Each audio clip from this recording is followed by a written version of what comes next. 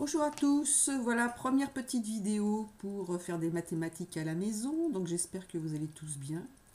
C'est pas évident comme situation, mais on va essayer de faire quelques petites choses ensemble. Voilà, donc là je vous propose donc le cours qui va s'appeler Études de fonctions à l'aide de la dérivée, que vous allez évidemment trouver sur Atrium.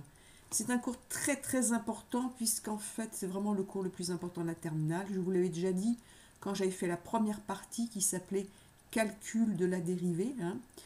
Cette première partie concernait simplement, j'ai essayé de vous faire comprendre comment calculer une fonction dérivée. Le but c'était ça. Quelque part aussi, on a commencé à introduire ce que c'était qu'une fonction dérivée. Donc vous allez avoir besoin d'un certain nombre de choses. Donc je vous évidemment conseille d'aller revoir ce cours que j'avais mis sur Atrium, un cours que j'avais complété puisque je l'avais fait au moment des grèves.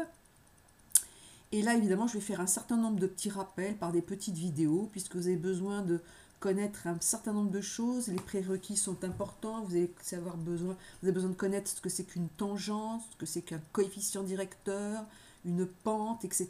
de droite, pour bien comprendre ce que c'est que la fonction dérivée.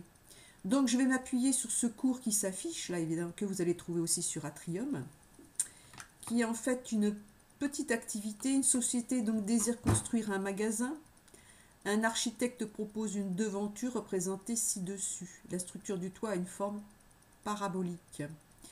Alors, qui dit parabole, je vous rappelle, dit fonction du second degré, puisqu'une fonction du second degré est représentée par une parabole.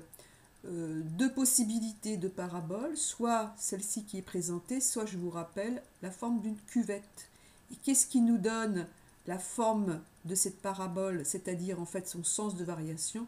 Je vous rappelle que c'est le signe qu'il y a devant ici, l'élément directeur de la courbe, c'est-à-dire le coefficient directeur de la courbe qui est le nombre devant le x carré. Ce nombre est négatif, donc vous avez cette forme inversée de la fonction x carré, puisque la fonction x carré, la fonction de référence, a une forme ici en u. Voilà. Donc, je vais après travailler sur GeoGebra pour essayer de présenter la problématique. La problématique qui est, on va essayer de trouver le point le plus haut, ici. Où est le point le plus haut? Alors, deux solutions évidemment. Une solution qui peut être graphique, laquelle je vais commencer par celle-ci, et une solution qui va être par le calcul, qui va être l'objectif de ce cours. Donc, prochaine vidéo, on travaille sur GeoGebra. Là, j'ai juste droit à 3 minutes. Donc, je pense que ça va bientôt se terminer. Alors, à tout à l'heure.